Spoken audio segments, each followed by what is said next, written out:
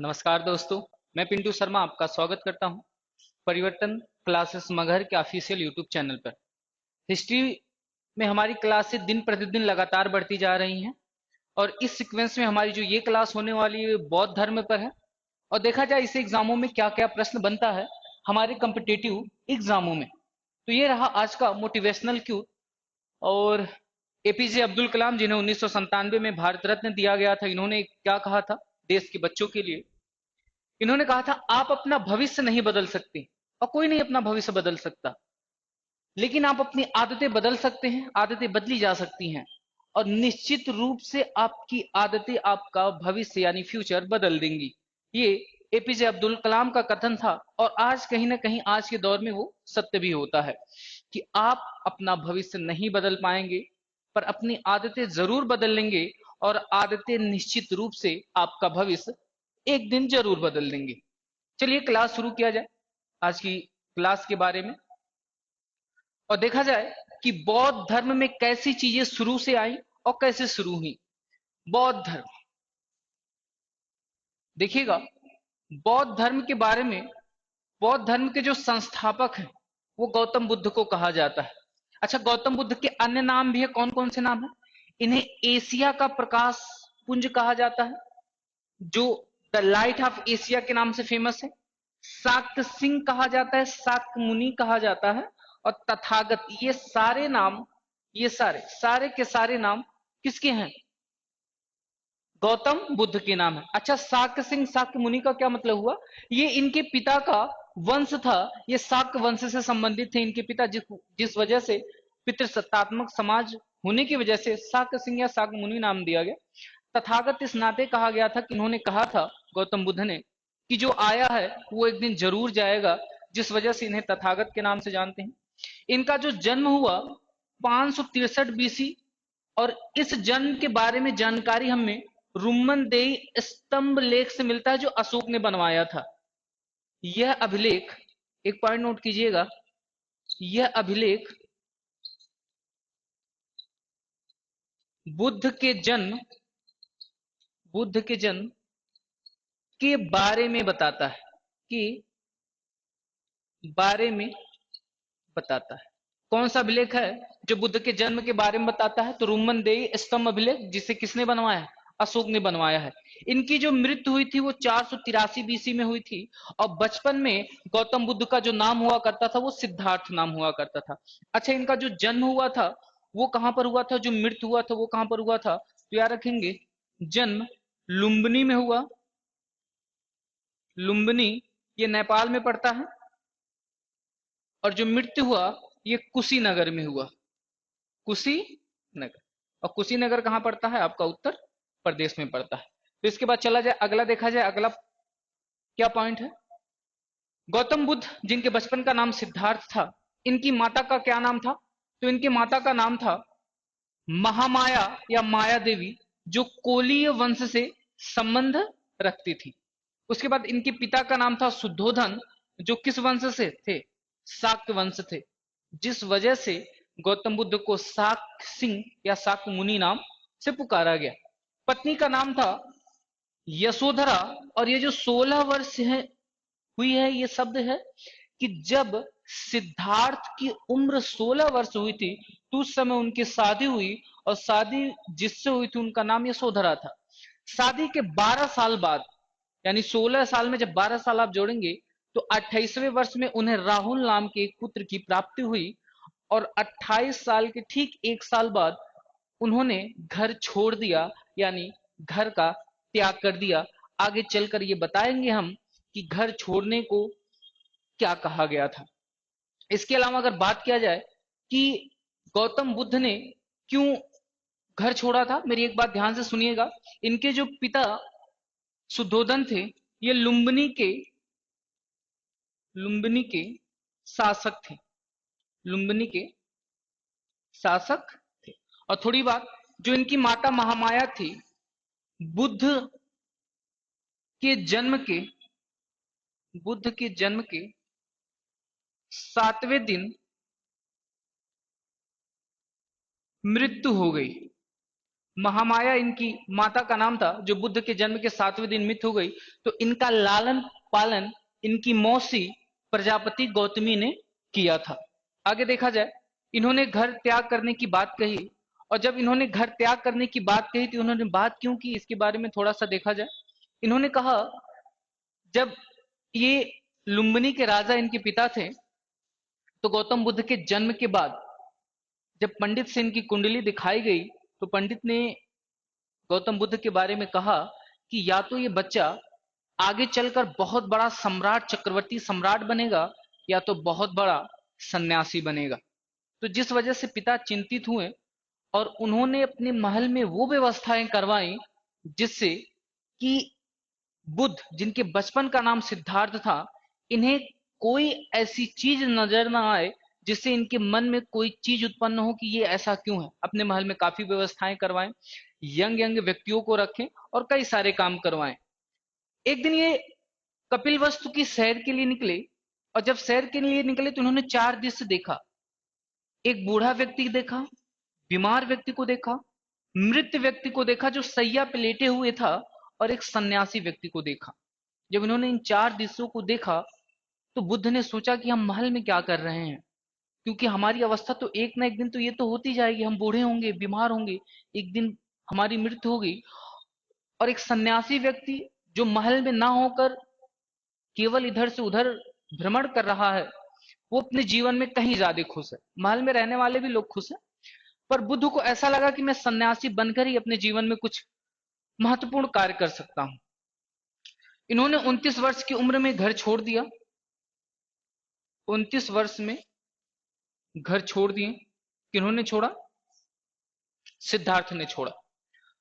और जहां पर इन्हें ज्ञान की प्राप्ति हुई, 35 वर्ष, घर छोड़ने के ठीक 6 साल बाद, 6 वर्ष बाद, घर छोड़ने के 6 वर्ष बाद 35 वर्ष की उम्र में इन्हें ज्ञान की प्राप्ति हुई। और जब इन्हें ज्ञान की प्राप्ति हुई, याद रखिएगा,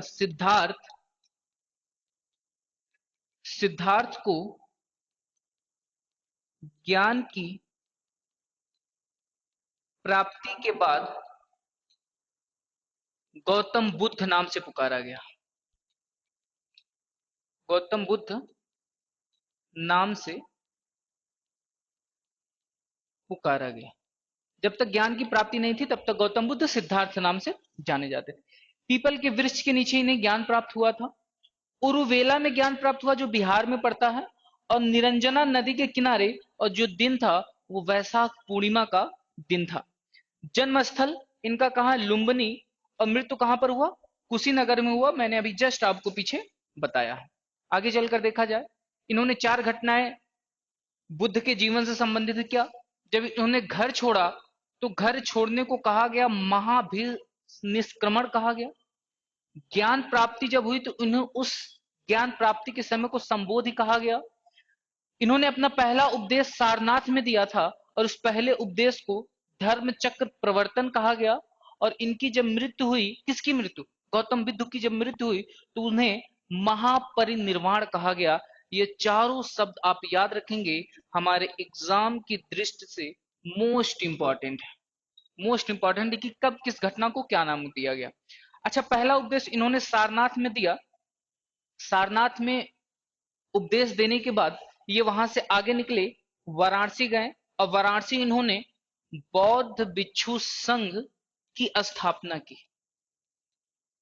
स्थापना बौद्ध, ये पेपर में कई बार प्रश्न बना है कि गौतम बुद्ध ने बौद्ध भिक्षु संघ की स्थापना कहाँ की थी? वाराणसी में किए थे। वाराणसी के बाद ये वैशाली गए, वैशाली में बौद्ध भिक्षु संघ की स्थापना किए। और यहां से एक पॉइंट बनता है। पॉइंट क्या है? अगर आप ध्यान दें तो पहली महिला जो बौद्ध धर्म को अपनाई, पहली महिला जो बौद्ध धर्म को अपनाई, उनका नाम है प्रजापति। प्रजापति गौतमी। और ये प्रजापति गौतमी कौन है? बुद्ध की लालन पालन करने वाली माता हैं, और यही आगे चलकर बौद्ध धर्म को अपनाई थी। अगला पॉइंट क्या कह रहा है देखा जाए। अंतिम उपदेश गौतम बुद्ध ने कहा दिया था? तो अंतिम उपदेश सारनाथ में दिए थे। किसको दिए थे? सुभद्र को दिए थे। इनके सारे उपदेश पाली भाषा में, यानी बौद्ध धर्म की जो भाषाएं हैं गौतम बुद्ध द्वारा, वो किस भाषा में है? तो पाली भाषा में है। अंतिम वर्षावास का मतलब इन्होंने अंतिम जीवन का अंतिम समय कहाँ गुजारा था? कुशीनगर में गुजारा था। और अपने जीवन में जब इन्होंने ज्ञान की प्राप्ति हुई, तो ज्ञान प्राप्ति के बाद इन्होंने क्या कहा उसके बारे में देखा जाए। इन्होंने कहा इस संसार में दुख है और दुख का कारण भी है। अगर दुख है, दुख का कारण है, तो दुख का निवारण भी है, जिसे कहा गया दुख का निराकरण भी है। और दुख निवारण का मार्ग अष्टांगिक मार्ग है, यानी 8 नियम बताए थे कि आप कैसे 8 नियम अपनाएंगे तो आप अपने जीवन में दुखों से कहीं ज्यादा आगे निकल जाएंगे। और बात करें बौद्ध धर्म में शिलों की संख्या कितनी है, कॉपी में नोट कर लीजिएगा।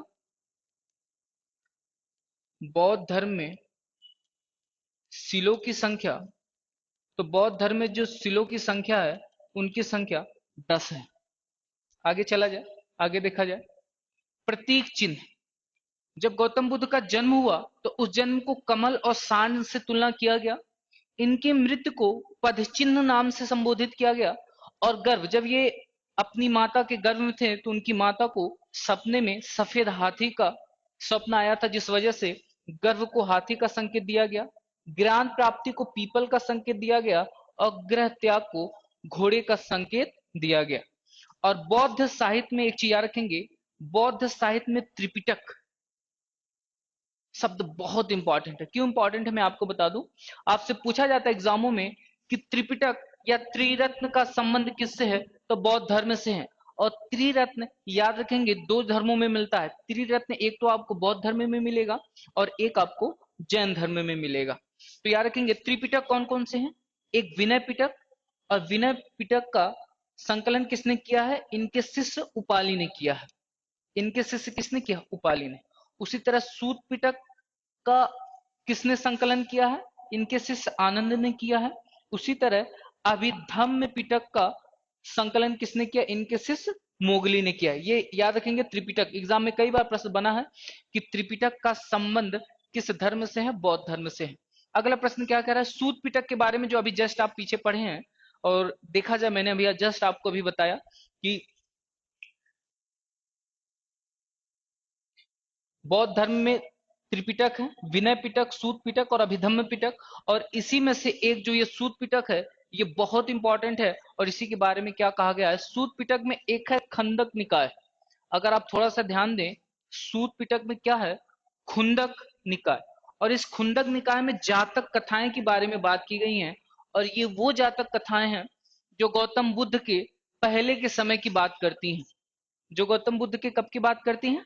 पहले के समय की बात करती हैं। जब इनका जन्म नहीं हुआ था गौतम बुद्ध का, उससे पहले समय की बात करती हैं। दूसरा क्या है? आगंतुक निकाय, जो 16 महाजनपदों के बारे में बताता है। आगे चलकर हम इसके बारे में पढ़ेंगे 16 महाजनपद कौन कौन से हैं। फिर उसके बाद दीप निकाय, फिर मध्यमम निकाय, फिर संयुक्त निकाय। अगर आपको याद रखना है तो याद रखेंगे सूत पिटक में 2 बहुत इंपॉर्टेंट है। एक खुंदक निकाय में क्या बताया गया है? तो जातक कथाओं के बारे में बताया गया है। एक अंगंतुक निकाय के बारे में किसके बारे में बताया गया? तो 16 महाजनपद के बारे में बताया गया है। इसके बारे में थोड़ा सा ध्यान रखेंगे। और ये जो त्रिरत्न, मोस्ट इंपॉर्टेंट त्रिरत्न, बौद्ध धम्म और संघ, एग्जामों में कई बार प्रश्न बना है कि इनमें से कौन सा त्रिरत्न नहीं है। जैसे बौद्ध धम्म संघ और कोई एक चौथा ऑप्शन रख देगा तो वही नहीं होगा। त्रिरत्न 2 धर्मों में मिलेगा, जैन धर्म और बौद्ध धर्म। मैं बार बार आपसे जिक्र कर रहा हूं। आगे देखा जाए, बौद्ध संगति कब हुई? जब 483 ईसा बीसी में, ईसा पूर्व नहीं है, बीसी में गौतम बुद्ध का निधन हुआ, तो उसी वर्ष एक बौद्ध संगति रखी गई। और बौद्ध संगतियां याद रखेंगे, कुल कितनी बौद्ध संगति हुई? तो कुल 4 बौद्ध संगतियां हुई। पहली बौद्ध संगति 483 बीसी में हुई है। किसके शासन काल में हुई? शासक। फिर उसके बाद बात करें स्थल, किस स्थल पर हुई? फिर बात करें उस समय का अध्यक्ष कौन हुआ करता था। तो याद रखेंगे 483 बीसी में अजात शत्रु के शासन काल में स्थल का नाम है राजगृह और जो अध्यक्ष बना था वो महाकश्यप बना था। दूसरी बौद्ध संगति 383 बीसी में हुई थी। कालाशोक के समय स्थल का नाम है वैशाली, और जो अध्यक्ष बना था वो साबक मीर बना था। तीसरी बौद्ध संगति 255 बीसी में, ये अशोक के शासनकाल में हुई थी, पाटलिपुत्र में हुई थी, और जो अध्यक्ष थे वो मोगली पुत्र थे। और पहली बौद्ध संगति जो हुई थी वो कनिष्क के शासनकाल में हुई थी। कहां पर हुई थी? कुंडलवन। क से कनिष्क और क से कुंडलवन, याद रखिएगा। पहली बौद्ध संगति कनिष्क के शासनकाल में कुंडलवन में हुई थी। और किसकी अध्यक्षता में हुई थी? वसुमित्र की अध्यक्षता में हुई थी। और यहां पर रखेंगे कि पहली बौद्ध संगति में उपाध्यक्ष कौन थे? तो अश्व घोष थे। और याद रखेंगे ये जो पहली बौद्ध संगति हुई थी, इसी बौद्ध संगति में जो बौद्ध धर्म था ये दो वर्गों में बटा था। दो वर्गों में कौन था? अच्छा, ये दो वर्गों में जो बट गया था ना, ये कश्मीर में बटे थे। ये याद रखेंगे, पेपर में ये प्रश्न बना हुआ है कि बौद्ध धर्म में हीनयान महायान का विभाजन कहां पर हुआ था? तो कश्मीर में हुआ था। ये थोड़ा सा ध्यान देंगे। अब महायान हीनयान के बारे में क्या है? जो महायान के लोग हैं वो नए नियम बनाते थे। नए नियम का मतलब क्या हुआ? ये उन नियम को फॉलो नहीं कर पाते थे जो नियम बहुत किताबों में एग्जैक्ट लिखे हुए थे। आगे चलकर बताएंगे किताबें कौन कौन सी हैं। जैसे बुद्ध चरित्रम अश्व घोष ने लिखा है, और भी कई सारी किताबें हैं। महायान के लोग नए नियम, जब पुराने नियम में कुछ सुधार करके नई चीजें लाई जाए उसे ही नया नियम कहा जाता है। हीनयान में क्या हुआ? ये बुद्ध को महापुरुष मानते थे, और महायान के लोग बुद्ध को ईश्वर मानते थे। और याद रखेंगे महायान के लोगों की जो संख्या में ज्यादा थे, और चीन जापान कोरिया के एरियो में ये विस्तृत रूप में रहते थे। और जो हीनयान थे वो अष्टांगिक मार्ग का पालन करते थे। अष्टांगिक मार्ग का मतलब क्या हुआ? 8 नियम ये बनाए थे। जैसे जमीन पर सोना है, सादगी भोजन करना है, मांस मछली नहीं खाना है, सन्यासी जीवन बिताना है। इस तरह के 8 नियम का ये पालन करते थे। फिर आगे चला जाए, देखा जाए बुद्ध के गुरु कौन कौन से थे। तो याद रखेंगे जो बुद्ध के गुरु थे ये एक थे अलार कलाम। अलार कलाम से सांख्य दर्शन की शिक्षा ली। अब मेरी बात ध्यान से समझिए। बुद्ध के गुरु अलार्म कलाम से कौन सी शिक्षा ली? सांख्य दर्शन की शिक्षा ली। रुद्रक रामपुत्रम से योग दर्शन की शिक्षा ली। और बृहस्पति से वैदिक दर्शन की शिक्षा ली। और जो बौद्ध धर्म के लोग थे वो क्या आत्मा में विश्वास रखते थे? क्या कर्म कांड में विश्वास रखते थे? क्या ये जो व्यवस्था, ये वर्ण व्यवस्था, याद रखेंगे कौन सी व्यवस्था? वर्ण व्यवस्था में विश्वास रखते थे।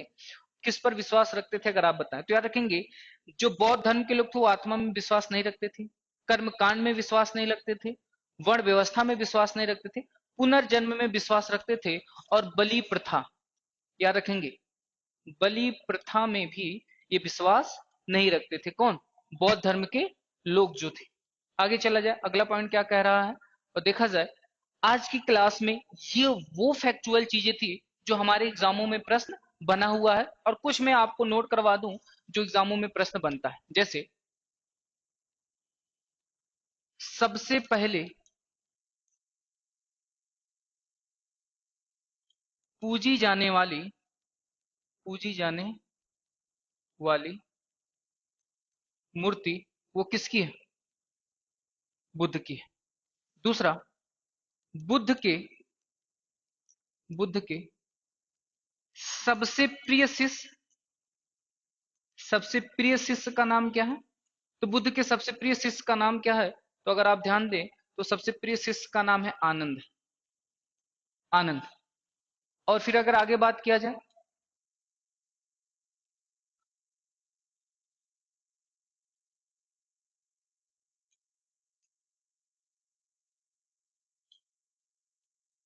बौद्ध धर्म को बौद्ध धर्म को मानने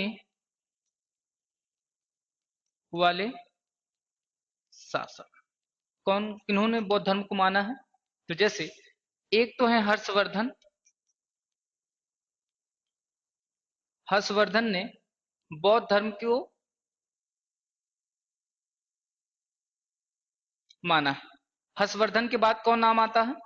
हर्षवर्धन के बाद आता है बिंबिसार। बिंबिसार,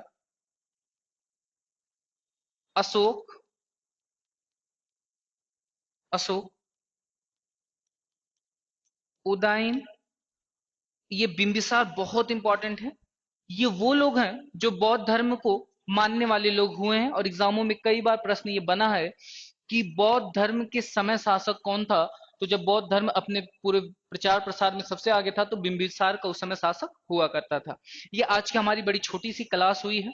क्लास अच्छी लगे तो एक बार जरूर बताइएगा, और आप कमेंट बॉक्स में ये जरूर बताइए कि आपको अगला टॉपिक कौन सा हो जिस पर आपको वीडियो चाहिए। और आज की क्लास हमारी तरफ से इतनी ही। जय हिंद।